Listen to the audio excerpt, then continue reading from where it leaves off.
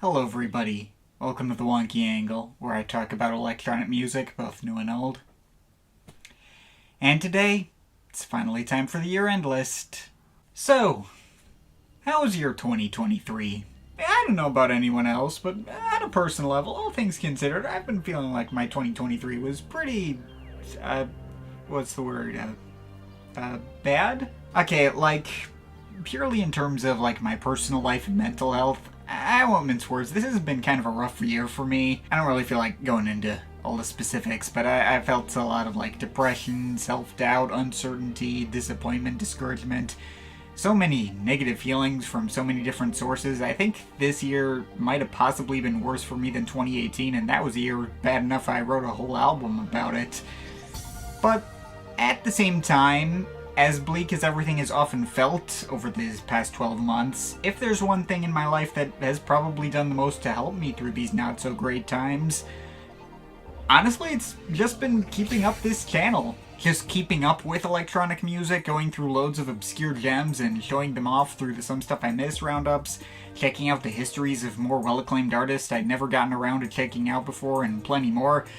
I just really enjoy making these videos. I'm happy to still be in a good enough place to still be able to do these as regularly as I have, and that I found this big an audience doing so. I can't express how grateful I am for every single person who's continued to follow and support me in whatever way. Even if you're just tuning in for this video and haven't really been watching anything else I've been putting out, all of it means more than you know. So now it's time to talk about the music that most helped me through this kind of crap year. In terms of how good 2023 was for electronic music, I don't really have any broader overarching statements about it. It was neither any better or worse a year for the genre than what I'd usually expect. Though I guess if there is one big contrast from 2022, last year was really difficult to pin down my year-end list and figure out the precise placements of what order I wanted to put the albums in. I kept changing my mind on stuff, and yeah, but this year was actually pretty easy. I've already had a pretty good idea on what albums were going to be here in roughly what order for a while now, and my mind hasn't super fundamentally changed on it that much. I didn't give out any 9s this year, but I feel like I gave out a lot of higher 8s. I've been feeling pretty fulfilled by what electronic music has had to offer this year, and I feel like there's more albums this year that I feel like are going to be sticking with me longer term in future years. So, here we go. Obligatory reminder that this is all just my opinion. You can feel free to disagree with it. Also that the numerical scores I give in my reviews of any of these albums doesn't have any bearing on the way I put the list together. Feel free to post your own lists or recommendations in the comments if you feel so inclined as well, but, I think we know the drill by now, so let's finally get into it. The top 10 best albums of 2023.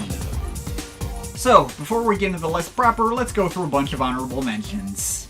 Honorable mention number 1, One-O-Trix Point Never, again.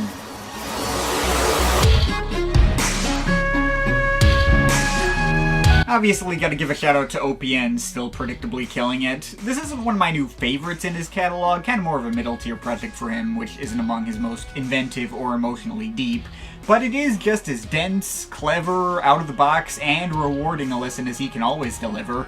I do love all the new additions of symphonic elements, and it's another album that gets better the more time you spend with it, further revealing more and more new extra details you wouldn't have noticed before, like unfolding a puzzle box. Definitely the kind of thing I foresee showing up a lot higher on other people's lists, and it will be deserved. Honorable mention number 2, Kinoteki, Dawn of the Final Hour.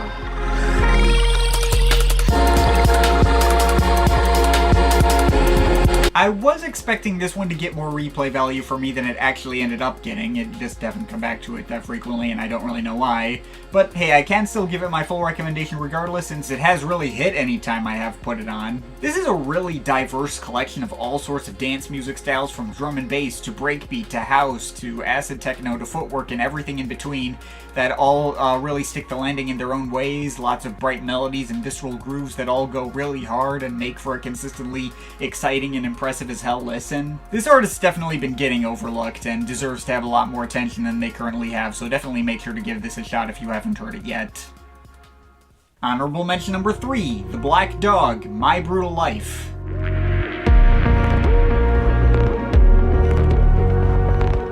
Legendary techno mainstays The Black Dog have had a really prolific 2023 with 3 entire full studio albums, several EPs, a kinda sorta live album, and a bunch of reissues of old classic projects of theirs. Though in terms of the new stuff they put out this year, this pretty handily stood apart as my favorite. I'd even say it's one of their best albums in, like, at least the better part of a decade. Lots of immersive melodic ambience and subtly alluring metallic ambient techno grooves that evoke all the feel and atmosphere of the brutalist concrete buildings in Sheffield that have been a consistent muse of theirs for a few years now, but also really effectively hitting on a deeper emotional note as well, conveying a more palpable sense of lonely vulnerability, and the continuous mix is one of their best flowing in a long time too. Absolutely worth hearing for any fans of subtler and moodier ambient techno like this. Honorable mention number 4, Anunaku 063.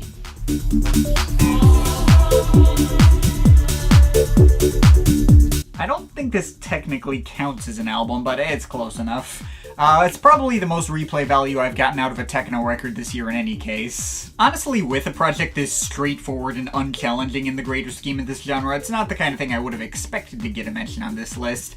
There was many a time this year when I would think, do I need to keep this on my iPod? But then I'd re-listen to it to make sure and I'd be like, oh yeah, this was great.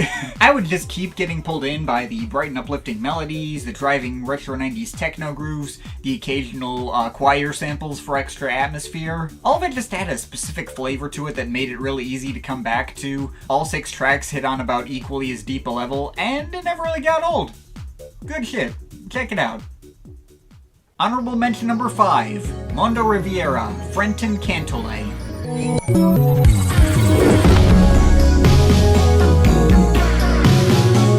Okay, this one sure had an interesting mix of styles that really set it apart from the crowd, combining vaporwave with all sorts of traditional Asian instrumentation, also with a few dashes of glitchy IDM and a bit of wonky future bass as well. Always sounding exactly as bright, colorful, and often overtly goofy as that album cover promises, and doing a good job of balancing out quieter atmospheric moments with more hard-hitting bangers.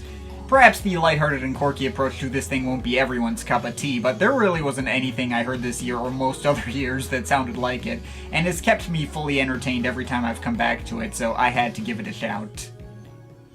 Honorable mention number 6, Koan Sound, led by Ancient Light.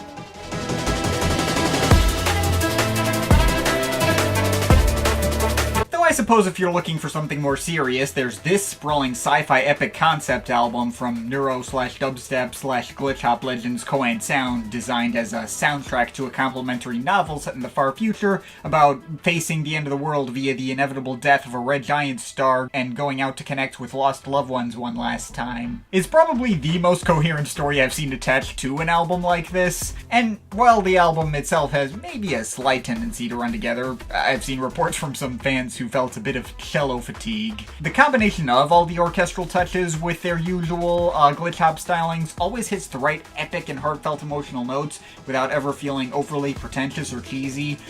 Impressive as hell work, worth going back to if you missed it. Honorable mention number 7, Leaving Laurel, When the Quiet Comes.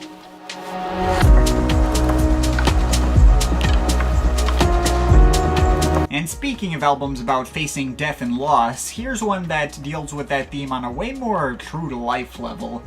Leaving Laurel was originally a one-off Deep House-adjacent side project of artists Pierce Fulton and Gordon Huntley, but the former of those two tragically lost his battle with mental health and passed away in 2021. So this album was made to directly confront the feelings of grief and emptiness in the wake of his passing, made with the help of Pierce's brother Griff Fulton as well. The album's mix of breezy, melodic deep house and melancholy pianos may have admittedly been a bit too one-note and samey to get much long-term replay value for me, but it is probably the hardest-hitting emotional note any project has delivered for me in 2023 full stop. If an album successfully got me to cry, it's hard to critique beyond that. Beautiful project and tribute, RIP to Pierce Fulton once again. Honorable mention number 8, Danny Days, Blue.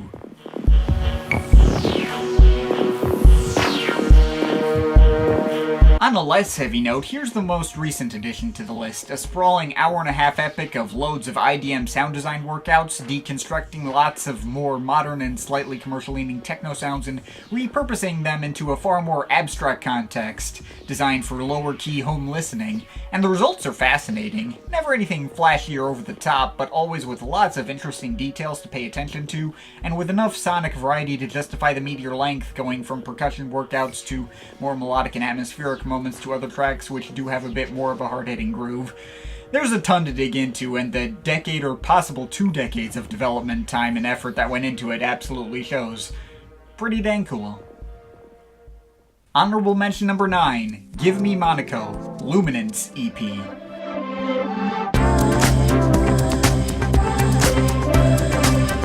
Not an album, but needs to be at least mentioned here because the combination of this EP and the Inferno EP this guy put out at the end of last year have been in particularly heavy rotation for me in 2023. Enough so where if both EPs had been released together as one album this year, that album would actually make the list proper. This is just some really dang solid and immediately striking micro house material. The Inferno EP showed this artist really leveling up in terms of melodic construction, and this Luminance EP showed the same strengths with a further level up in terms of the textures and sound design. I think both are improved by including them together and hearing one after the other, but both are fully able to stand on their own as well if you so choose. Just definitely check them out in either case. Honorable mention number 10, The Thump Monks, Submachine Complete.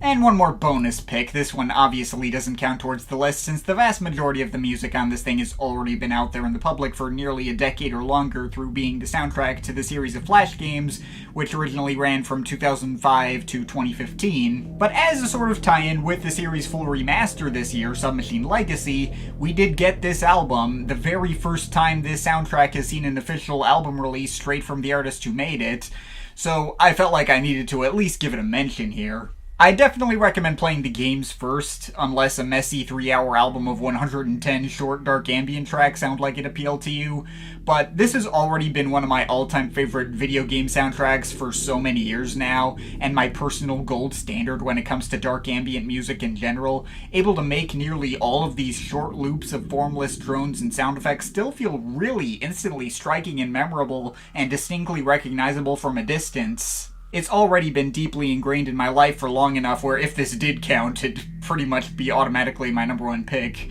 But, yeah, that obviously wouldn't be fair. Make sure to check it out anyway, and more importantly, the games they come from because they are absolute classics. And I think that's going to do it for honorable mentions, but as has become the new tradition, I'll go through a whole bunch of my favorite individual tracks of the year, all taken from albums that, while also good to great and worth hearing, didn't make the cut for this list.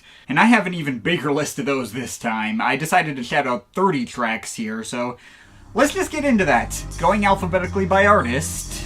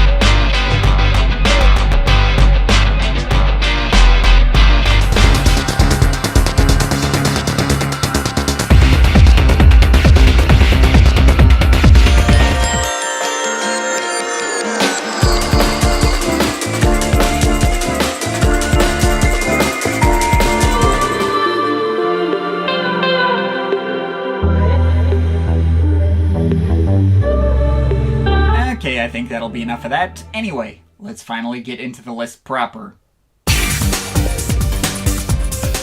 Number 10. Shirax's Colors Tease.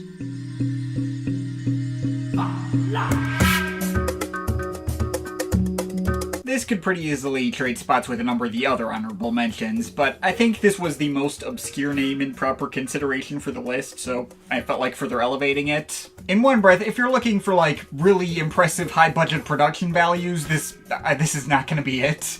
I suspect that most of it was cut together out of sample packs, not unlike the kinds I've used in my own music. But the final result of it was completely unlike anything else I've heard this year, and so well nailed the specific effect it was going for that I had to shout it out. Just listen to the instrumental palette on this thing. So many different instruments from around the world. Tribal percussion, kalimbas and panpipes and water bowls, flutes and horns, unnerving synth ambience and field recordings. The whole mix is doing its best to evoke some kind of fantastical forest setting through all the different organic sounds it pulls from. A lot of these mixes are rather sparse, but make good use of the negative space. A lot of moments can feel rather disorientingly experimental, but often makes the effects that much more hypnotic and otherworldly. It's all really interesting and creative, and there was something particularly charming about it that made it really stick in my mind, and I kept wanting to come back to over the course of this year. May not be for everyone, but at least for me, I thought it was something special. Number 9. BT, The Secret Language of Trees.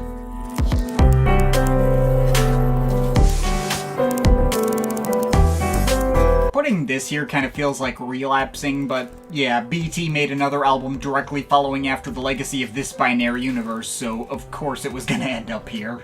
I am admittedly at like a weird crossroads with BT, as long as a time as he's been such a giant personal inspiration and as many of his old albums still absolutely hold up. I find it kinda hard to get excited about following him in the way I used to, especially when it comes to all the technologist sides of his work. This particular album was inspired by the rise of AI technology, not actually using any AI tech, but kind of more embodying the attitude of it in repackaging and rearranging the already familiar, making stuff meant to directly recapture his old abstract work I've loved, without really providing any new twist on it. For what it's worth, I don't have any moral objections to either what he's doing here or his motives behind it. AI is just a tool to be used for good or ill, and I don't think anyone's a bad person for getting excited about its possibilities.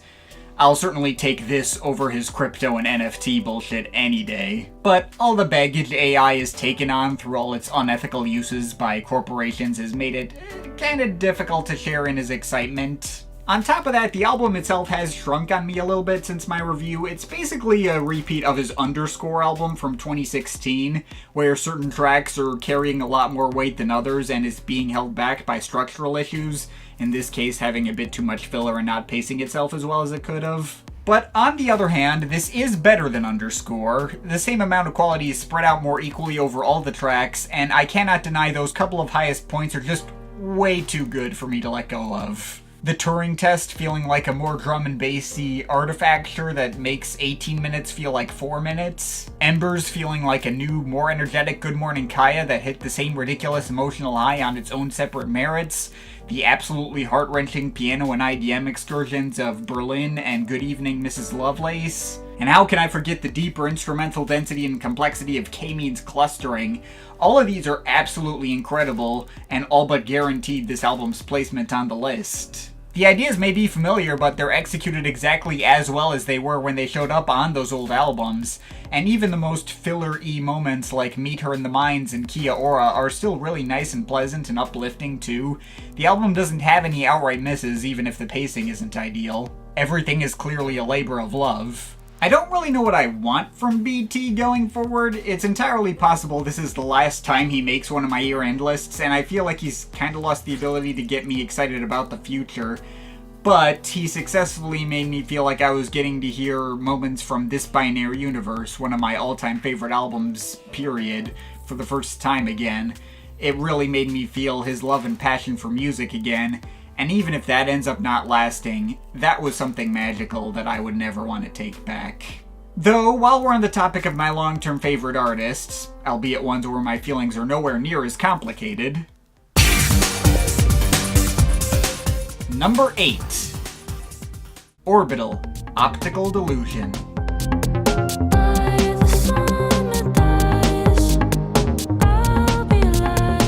Oh wow, who could have possibly foreseen me putting my all-time favorite band on this list? Now, Optical Delusion is not one of my new favorite releases from them ever. The album's straightforwardness and simplicity in comparison with their usual fare did make it less replayable than a lot of their other albums. There wasn't much in the way of big surprises, and I don't think it has any of my new biggest favorite tracks theirs.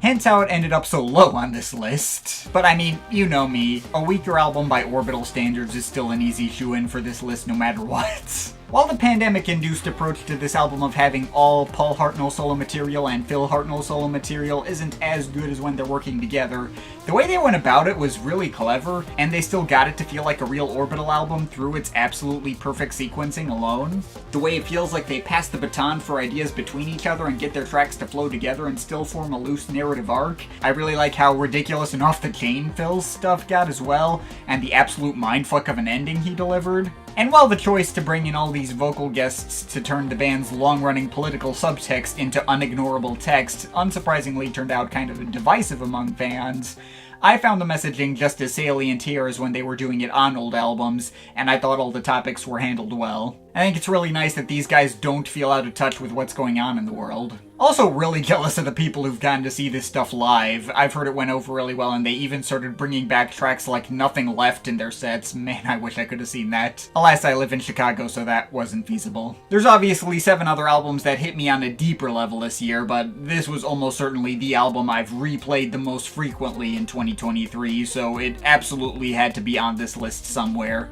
I'm just glad to have them still around putting out dance music this well-constructed, clever, and well thought out. But I think we were all expecting Orbital to be included here. If you're looking for the placement I was least expecting, I think that'll be this next one. Number 7. DJ Sabrina the Teenage DJ. Destiny.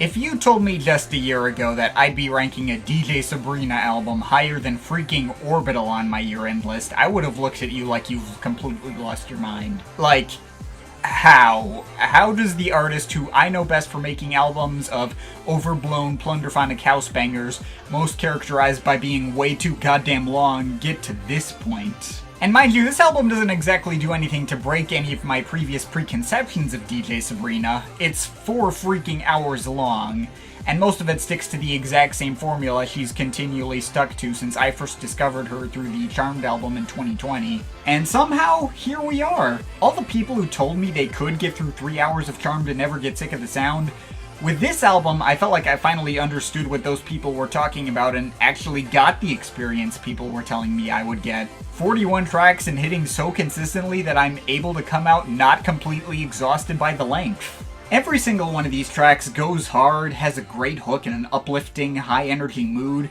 that still carries plenty of emotional pathos a la the Avalanches, maybe even more pathos than previous Sabrina projects I heard. And while a big stretch in the middle from, like, Invincible to Vibrations that adds more sonic variety, that certainly helps, as does my now owning it on the triple CD, which inherently builds in 2 easy stopping points to take breaks.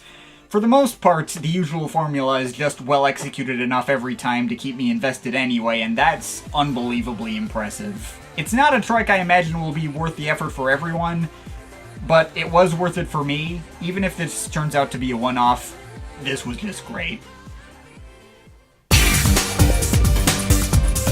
Number 6. Asura, Renaissance.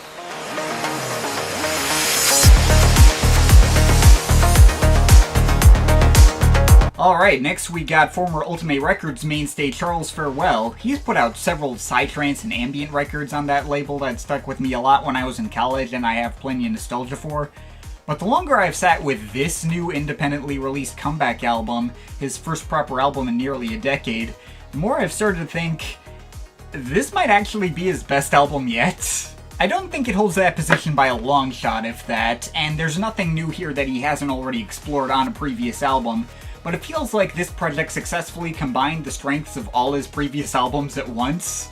The hard-hitting classic psytrance of Life Squared and Code Eternity, the more uplifting soundscapes of 360, the more modern EDM and classic 70s synth pioneer influences seen on Radio Universe and the Atmosphere compilation, even a few of the more esoteric world music influences seen on Lost Eden. Just delivering so many different epic and psychedelic, mind-bending synth journeys that are so consistently impressive and huge-sounding, both being surface-level, viscerally fun to listen to, but hitting on deeper emotional levels as well.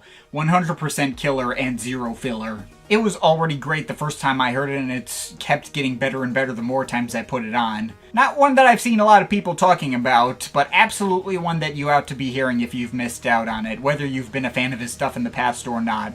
Fantastic work.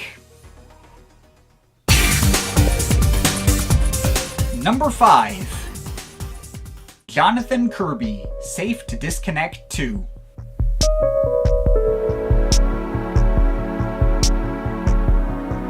Though as much as I love flashy sound design and big epic productions, sometimes I'm just in the mood for something a lot simpler and quieter.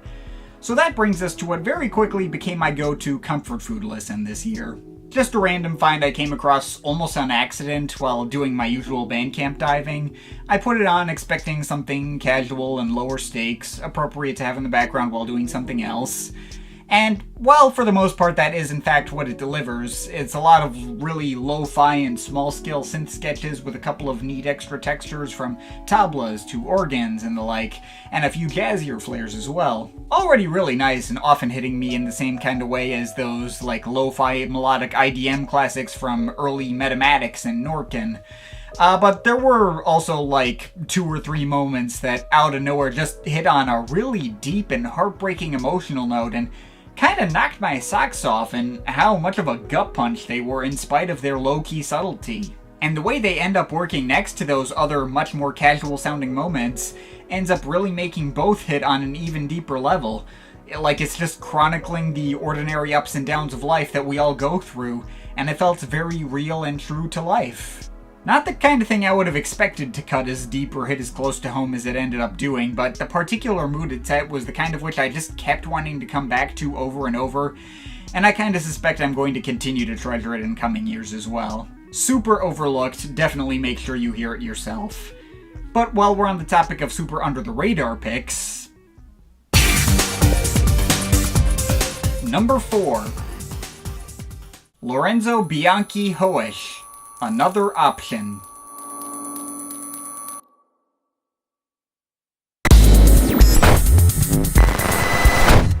Alright, now this one should have a way bigger audience than it does. The sound design on this thing is absolutely insane. The best way I can describe this is like a cross between later period Ryoji Ikeda with Death Peak era Clark. Tons of super tactile and high detail glitchy IDM and micro sound workouts, but always being structured through all these lengthy, bombastic, high-energy techno epics that have a lot of immediately exciting forward momentum. And even though there's only 5 tracks, there's a lot of versatility on display here.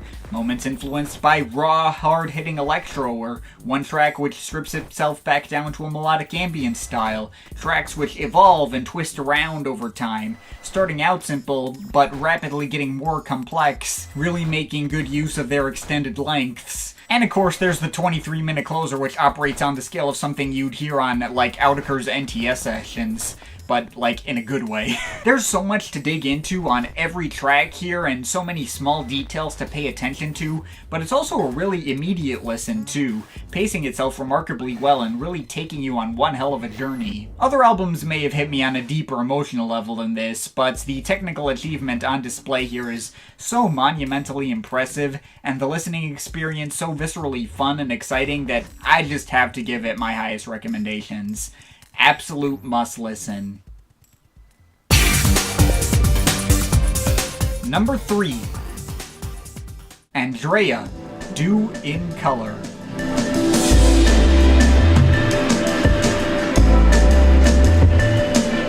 And now for the album this year that by quite some distance caught me the most off guard.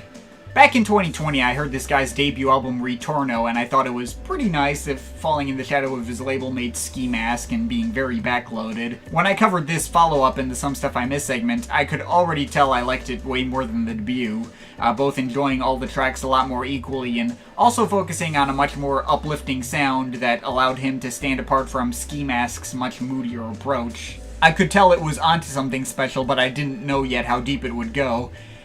And now here it is at the number 3 spot. This thing went from being solidly promising to one of my most replayed albums of 2023. The ambience of this project is absolutely gorgeous. So immersive and expansive and colorful and simultaneously warm and cool. It feels like if you could swim in sunlight or something. But there's also all these inclusions of lush jazz samples, astoundingly pretty pianos and shuffling drum breaks.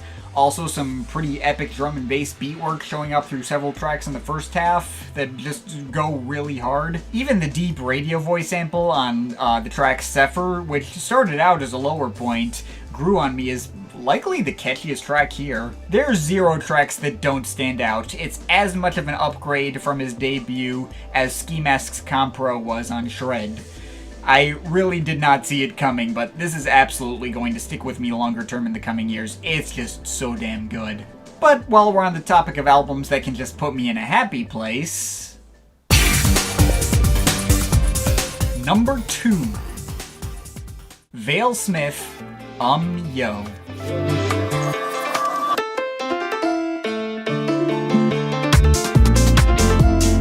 Yeah, Vale Smith wasn't far off from having my album of the year 2 years in a row. This guy is continuing to absolutely freaking kill it. It's true that I don't like this album as much as Chorus Gate from last year. It was a tiny bit bloated, and there were a couple of sequencing choices that I didn't think worked to the album's benefit.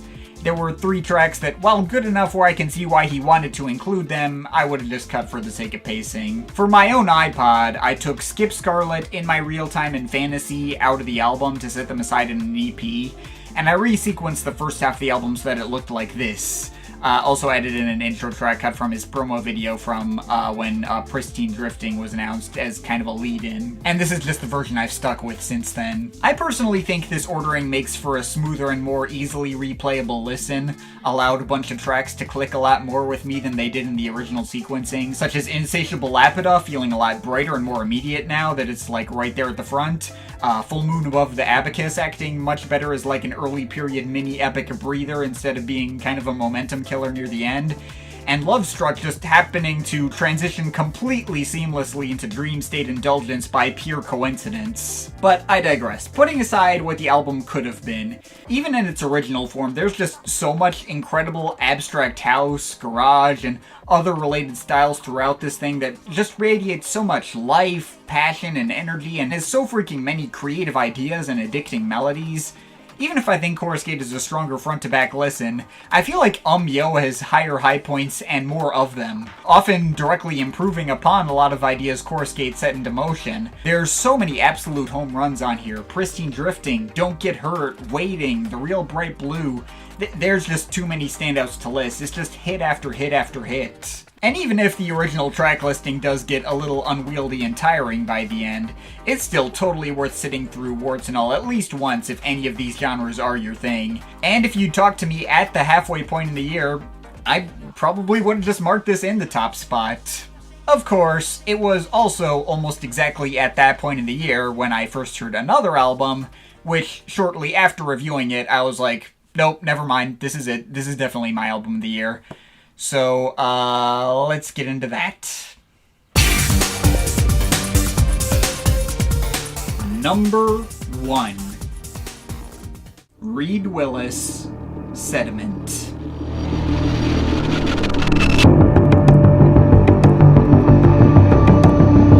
So, this is actually the first time I did not cover my favorite album of the year in a dedicated review video. I only did a Some Stuff I Miss segment on it. I've gone back and forth on whether I should have done that or not, or what would have gotten the album more attention, but it doesn't really matter at that point, because marking it as my favorite album of the entire year out to get it more attention than either option I went with before. I was already impressed by his 2020 album, Mother Of. I got to that one too late for it to count towards my year-end list that year, but his combination of dark experimental IDM workouts with expansive orchestral arrangements was really damn cool. But this album he's followed it up with improves upon what he did before in every conceivable way. There's so much variety in terms of the sounds, moods, styles, or energy on display here, and every moment kind of floors me in its own separate way, while effectively linking everything together through its pitch-perfect structuring and pacing, and its loose themes of rebirth and change, meant to evoke natural phenomena, eroding matter and shifting it into something else over geological timescales. You got warm and enveloping piano pieces, getting contrasted by tracks which get really fearsome and percussive. There's tracks which focus on epic synth builds a la Rival Consoles, or expansive orchestral arrangements. They can end up darker like EOS Method or Haunted Fool, or they can end up lighter like Conveyor or All Threads Extended. There's tracks which get super expansive and complex, like the sprawling 7-minute Cast Your Net Over Torn Earth, which has so many moving parts it may as well feel like a mini-album unto itself, or the 9-minute epic Sifting Through the Years, sounding like something that could have fitted home along the lines of like John Hopkins' Immunity, minus the pianos. Every single piece adds something really important of substance, and each contrast in tone makes both the darker and lighter parts stronger for it, showcasing how you can't really have one without the other, and you can always find the beauty in both. And yet, the arrangements never feel like they're just trying to be big and impressive for their own sake, or aiming for any, overly pretentious high concept either. The emotional core expressed through every single one of these pieces feels very real and down-to-earth, even relatable. It's an album that can feel so monumental and huge, but also occasionally really small, simple, and tender. I think it's telling that the piano intro track, First Grain, is actually my favorite cut here, and oftentimes my urge to hear that track on its own will just lead me to let the album play out in its full entirety and just take me on the whole journey again. And unlike his last album, which I kinda had to be in the right mood for it to hit as effectively as it could, I could put this one on anytime in any setting, and it would never get old no matter how many times I heard it. I'm just kind of in awe at Sediment. I don't think there's really any kind of substantial complaint I can level at it. I think at this point it's even beaten out Rob Clout's 0 Point as my favorite album to have released on the Mesh label. My two 9 out of 10 albums from last year may do better at hitting on deep emotional notes or giving me pure joy respectively. But this one seems to just do everything at once and nails all of it. This feels like it could be at a 9 out of 10 level at this point. I don't really know what else to say. Reed Willis really delivered one for the ages here. And it's my favorite album of 2023. And that's gonna be it. That's the list. But of course, this is just my opinion. You can feel free to disagree with it, but I'd like to hear your thoughts, so leave the comments in the comment thing down there. Shout out to my Patreon supporters. They're awesome people. You want to add yourself to that list, link to my Patreon is in the description. But yeah, that's pretty much it. That's all for today. See you next year.